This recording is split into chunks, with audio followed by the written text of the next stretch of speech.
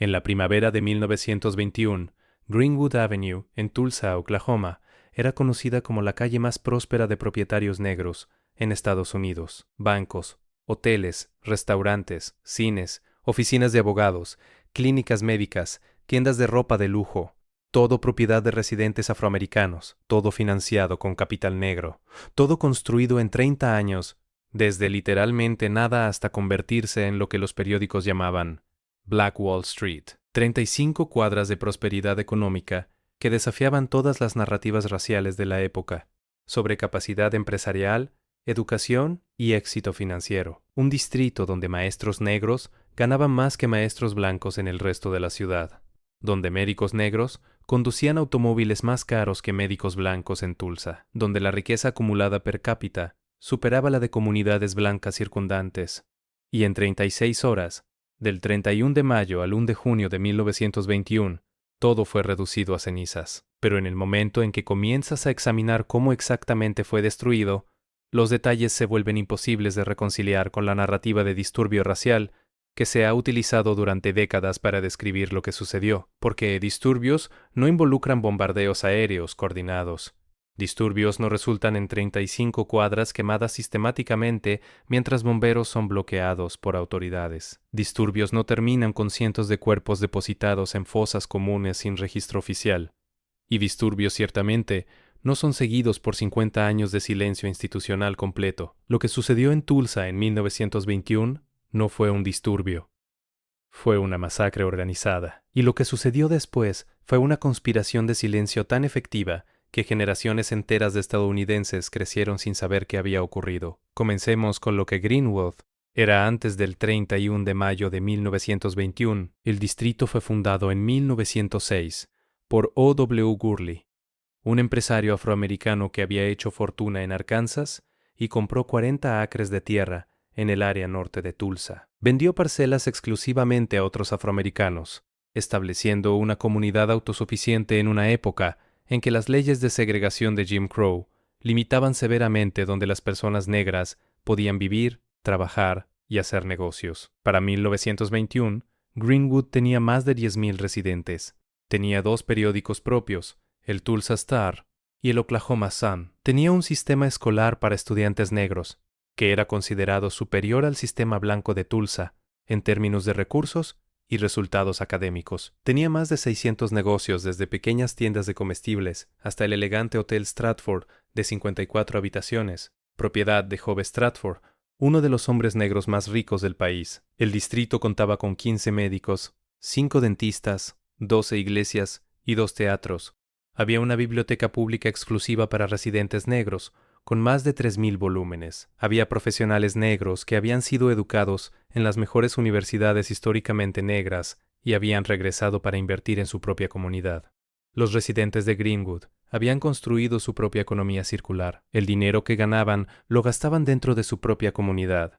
Los bancos de Greenwood financiaban hipotecas para casas en Greenwood. Los abogados de Greenwood representaban clientes de Greenwood.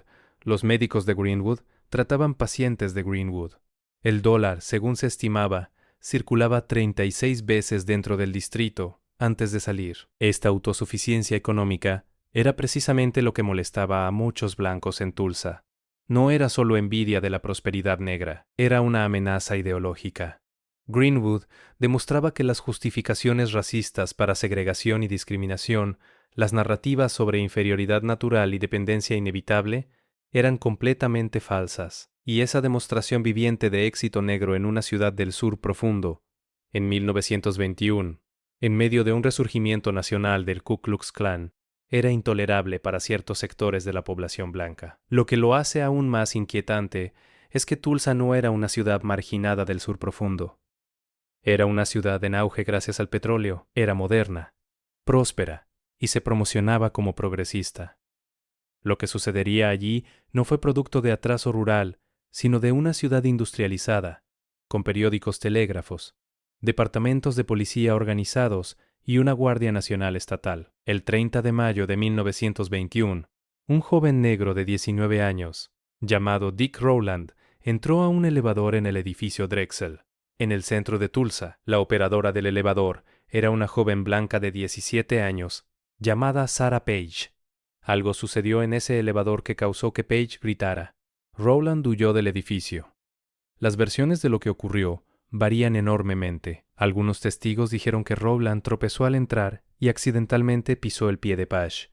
Otros especularon que eran conocidos previos, que tal vez incluso tenían una relación que Page quería ocultar. Page misma nunca presentó cargos formales, y más tarde proporcionó una descripción tan vaga que algunos detectives dudaron que hubiera ocurrido cualquier asalto real. Pero para el mediodía del 31 de mayo, el Tulsa Tribune publicó un artículo con el titular sensacionalista Nab Negro for Attacking Girl in Elevator. A pesar de que no había evidencia de ningún ataque y Page misma nunca afirmó públicamente que hubiera sido atacada, el artículo también supuestamente incluía un editorial que decía Tom Lynch Negro Tonight, aunque esta sección desapareció de archivos y nunca ha sido confirmada. Ese artículo fue suficiente. Para las 6 de la tarde, una turba de blancos comenzó a reunirse fuera de la cárcel del condado, donde Rowland estaba siendo retenido.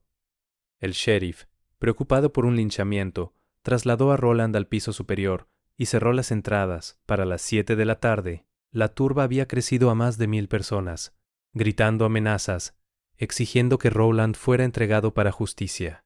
En Greenwood, los residentes negros sabían lo que significaba una turba de linchamiento. Habían visto suficientes linchamientos en Oklahoma durante las décadas anteriores para saber que justicia de turba significaba tortura pública seguida de asesinato extrajudicial. Un grupo de aproximadamente 75 hombres negros, muchos de ellos veteranos de la Primera Guerra Mundial que habían peleado en Francia, armados legalmente, se dirigieron al centro de Tulsa para ofrecer ayuda al sheriff en la protección del prisionero. El sheriff rechazó su ayuda, diciéndoles que tenía la situación bajo control.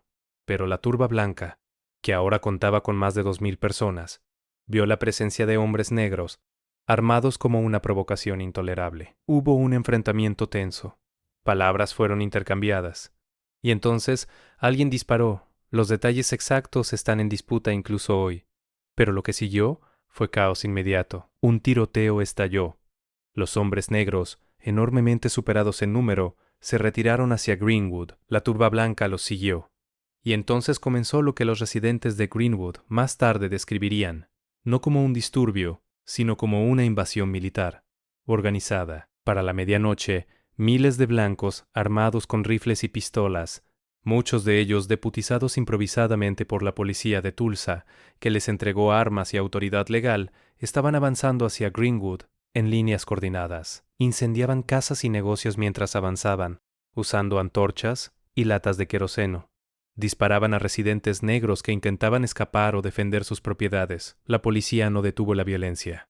En muchos casos, participó activamente, arrestando a residentes negros por disturbio, mientras permitía que atacantes blancos operaran libremente. Los bomberos de Tulsa fueron llamados múltiples veces durante la noche, pero cuando llegaron a Greenwood, fueron detenidos por miembros de la turba y policías que les dijeron que no apagaran los fuegos. Un jefe de bomberos más tarde testificó que le dijeron explícitamente que debía dejar que Greenwood arda, pero lo que transforma este evento de una masacre racista horrible a algo históricamente único fue lo que sucedió al amanecer del 1 de junio. Aviones privados, al menos 6, según testimonios de sobrevivientes, despegaron del aeródromo local y volaron sobre Greenwood.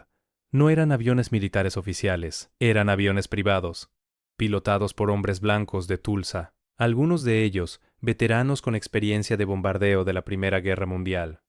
Arrojaron bombas incendiarias y explosivos caseros sobre techos de negocios y casas. Dispararon rifles desde el aire hacia personas en las calles.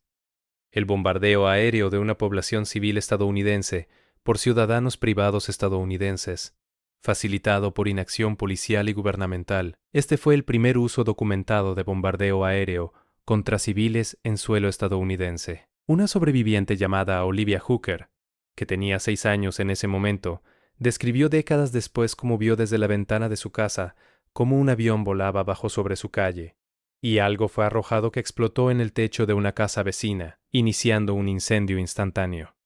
Otro sobreviviente, George Monroe, recordó haber visto múltiples aviones circulando sobre el distrito como pájaros de rapiña, arrojando objetos que causaban explosiones y fuego. Los residentes de Greenwood que sobrevivieron describieron cómo el cielo se llenó de humo negro mientras edificio tras edificio ardía. Describieron cómo familias enteras fueron sacadas de sus casas a punta de pistola, obligadas a caminar con las manos en alto hacia campos de detención, improvisados en el centro de convenciones y el estadio de béisbol local. Describieron cómo cuerpos quedaron en las calles durante días, algunos quemados hasta quedar irreconocibles.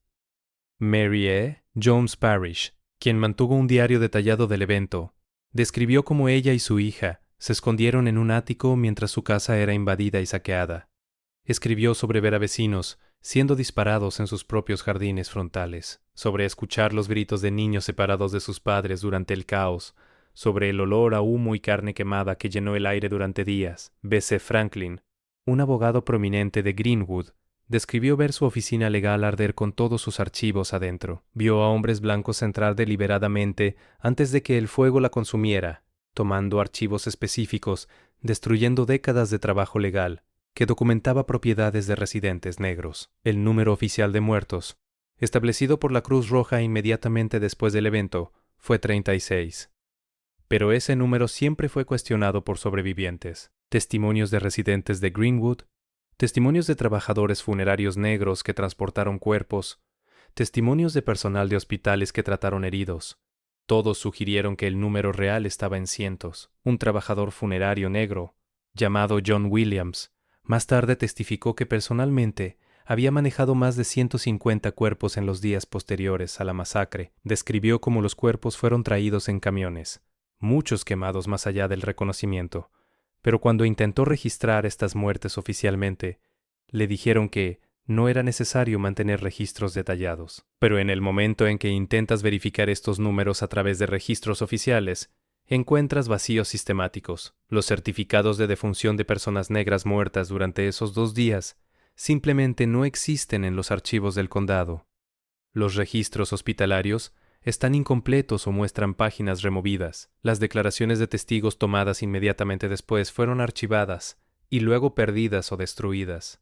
Lo que sí está documentado sin disputa es la destrucción física. 35 cuadras, más de 1,200 casas, prácticamente todos los negocios de Greenwood reducidos a escombros y ceniza. 10,000 residentes negros quedaron sin hogar de la noche a la mañana. Fotografías aéreas tomadas el 1 de junio muestran Greenwood completamente arrasado. Solo chimeneas permanecen en pie donde había habido casas. El distrito comercial, que 24 horas antes era vibrante, es ahora un campo de ruinas humeantes. Y entonces comienza la segunda fase de la masacre. El encubrimiento sistemático. Inmediatamente después de la destrucción, las autoridades de Tulsa impusieron ley marcial. Pero la ley marcial no fue utilizada para proteger a los sobrevivientes negros. Fue utilizada para detenerlos. Miles fueron detenidos en campos de internamiento improvisados durante días, algunos hasta por una semana, bajo condiciones que la Cruz Roja describió como deplorables. Para ser liberados, los residentes negros necesitaban que un empleador blanco los sponsoreara con una tarjeta de identificación especial, efectivamente creando un sistema de servidumbre temporal. Mientras los residentes de Greenwood estaban detenidos bajo guardia armada, sus propiedades fueron saqueadas sistemáticamente. Testimonios describen cómo blancos de Tulsa, incluyendo algunos de familias respetables, llegaron con camiones a casas quemadas, tomando cualquier cosa de valor que hubiera sobrevivido al fuego: pianos, muebles finos, joyas, dinero en efectivo, documentos de propiedad. Esto no fue saqueo oportunista durante caos. Fue robo organizado, facilitado por autoridades que mantenían a los propietarios legítimos bajo custodia, mientras sus posesiones eran robadas. Las compañías de seguros se negaron a pagar reclamaciones. Los residentes de Greenwood tenían pólizas de seguro contra incendio en sus casas y negocios, pero las aseguradoras argumentaron que los daños fueron causados por disturbio o insurrección, exclusiones estándar en pólizas de la época. Los tribunales de Oklahoma respaldaron esta interpretación en caso tras caso. Los residentes perdieron todo sin compensación, mientras las compañías de seguros retuvieron millones de dólares en reclamaciones legítimas. Lo que lo hace aún más inquietante es lo que sucedió con la tierra misma. Después de la masacre, hubo propuestas de funcionarios de la ciudad para reubicar el distrito negro fuera de Tulsa, esencialmente confiscando la tierra de Greenwood para desarrollo comercial blanco. Se propusieron ordenanzas que habrían requerido construcción solo de ladrillo y piedra en Greenwood, estándares que los residentes negros empobrecidos no podrían pagar, forzando efectivamente la venta de sus tierras. Estos planes fueron eventualmente bloqueados por resistencia legal de la comunidad negra, liderada por abogados como B.C. Franklin, quien estableció una oficina temporal en una tienda de campaña y peleó caso por caso, y por presión de organizaciones nacionales, como la NSCPP. Pero el mensaje era claro: había intereses económicos que veían beneficio en la eliminación del distrito negro y la apropiación de tierras valiosas. Algunos residentes reconstruyeron con sus propias manos y recursos limitados. Para 1925, Greenwood había sido parcialmente restaurada, aunque nunca recuperó su gloria anterior ni su nivel de prosperidad de 1921. Pero muchos residentes simplemente se fueron, traumatizados, empobrecidos, sin fe en la protección legal. Y entonces comenzó el silencio institucional más completo. Los periódicos de Tulsa dejaron de escribir sobre el evento casi inmediatamente. Los registros oficiales de la ciudad sobre lo que sucedió fueron mínimos o desaparecieron de archivos públicos. Los libros de texto de historia de Oklahoma no mencionaron la masacre. Las escuelas no la enseñaron. Durante 50 años, generaciones de estudiantes en Oklahoma crecieron sin saber qué había sucedido. Un investigador que en los años 70 intentó acceder a archivos del Tulsa Tribune sobre el evento descubrió que las ediciones del periódico del 31 de mayo y 1 de junio de 1921 habían sido removidas de la colección, archivada en la biblioteca pública. Las páginas de microfilm que contenían esas fechas habían sido cortadas físicamente. Alguien había eliminado deliberadamente el registro del periódico de esos días. Copias de esas ediciones fueron eventualmente encontradas en colecciones privadas y en bibliotecas fuera de Oklahoma, pero el hecho de que alguien había intentado eliminarlas del registro público de Tulsa sugiere un esfuerzo consciente de borrar evidencia. Los sobrevivientes de la masacre, cuando hablaban sobre el evento en privado con sus familias, a menudo lo hacían en susurros, con puertas cerradas. Muchos nunca hablaron sobre ello en absoluto. El trauma era demasiado profundo y el silencio social era demasiado completo. Contar la historia públicamente, especialmente en Oklahoma en las décadas de Jim Crow, era arriesgarse a represalias económicas, violencia o simplemente no ser creído. No fue hasta 1996, 75 años después del evento, que el estado de Oklahoma estableció una comisión de la masacre racial de Tulsa para investigar oficialmente lo que había sucedido. La comisión tomó testimonios de los sobrevivientes ancianos que aún vivían, muchos ahora en sus 80 y 90 años, dando testimonio por primera vez en sus vidas. Compiló documentos históricos, consultó con historiadores y expertos legales, y en 2001 emitió un informe que confirmó que sí, había sido una masacre organizada, no un disturbio espontáneo, que sí, había involucrado bombardeo aéreo de población civil, que sí, las autoridades habían sido cómplices y participantes, activos, y que sí, había habido un encubrimiento sistemático que duró décadas. El informe recomendó reparaciones directas para sobrevivientes y descendientes, establecimiento de un fondo de becas y construcción de un monumento memorial. El estado de Oklahoma no implementó la mayoría de esas recomendaciones. Algunos sobrevivientes recibieron medallas conmemorativas. Se construyó un pequeño memorial, pero reparaciones monetarias nunca fueron proporcionadas. Pero la investigación de la comisión también reveló algo más inquietante: evidencia consistente de fosas comunes. Testimonios de sobrevivientes habían mencionado durante décadas que cuerpos fueron enterrados en fosas comunes en varios lugares alrededor de Tulsa, en el cementerio Oaklawn, en cementerios para indigentes, bajo lo que ahora era un estacionamiento, pero sin evidencia forense. Estas afirmaciones fueron tratadas como rumores traumáticos. En 2018, utilizando tecnología moderna de radar de penetración terrestre, investigadores forenses comenzaron a buscar estas fosas en los sitios mencionados por sobrevivientes. Las lecturas de radar mostraron anomalías consistentes con entierros masivos en múltiples ubicaciones. En octubre de 2020, casi un siglo después de la masacre, excavaron la primera fosa en el cementerio Oaklawn, en Tulsa, en una sección sin marcadores, donde sobrevivientes habían dicho que vieron camiones descargando cuerpos en 1921. Encontraron exactamente lo que los testimonios habían descrito: restos humanos en una fosa común, enterrados sin ataúdes, sin marcadores, sin registros oficiales. El análisis forense está en curso intentando identificar a las víctimas a través de ADN cuando sea posible, pero la existencia de la fosa confirma lo que los sobrevivientes habían estado diciendo durante casi un siglo. El número oficial de 36 muertos era una mentira. Había sido cientos. Y sus cuerpos fueron escondidos para mantener esa mentira. Y aquí está la pregunta que la comisión nunca pudo responder satisfactoriamente. ¿Por qué el encubrimiento fue tan sistemático y duradero? Una masacre racial horrible en 1921 es, tristemente, no única en la historia estadounidense. Hubo otros eventos similares: Wilmington en 1898, Atlanta en 1906, East St. Louis en 1917. Pero lo que distingue a Tulsa es la extensión y efectividad del silencio posterior. Durante 50 años fue como si nunca hubiera sucedido. Una teoría es que la participación de autoridades oficiales hizo que el encubrimiento fuera necesario para proteger a personas poderosas de responsabilidad legal. Si la verdadera extensión de la violencia hubiera sido reconocida en 1921, habría habido presión para arrestos, juicios, responsabilidad civil masiva. Entonces fue más simple declararlo un disturbio, donde ambos lados tenían culpa, donde nadie era realmente responsable, donde la ciudad podía seguir adelante. Otra teoría es económica. Greenwood representaba competencia económica para negocios blancos de Tulsa. Su destrucción benefició a sectores que pudieron expandirse sin competencia negra. Reconocer la masacre como lo que fue habría requerido reparaciones, reconstrucción financiada públicamente, compensación. Fue más barato simplemente fingir que no había sido tan malo, pero tal vez la razón más profunda del silencio es la más incómoda. Greenwood tenía que ser olvidado porque su existencia misma desafiaba narrativas fundamentales sobre raza. Un distrito negro próspero, autosuficiente, exitoso, demostraba que las justificaciones para segregación eran falsas.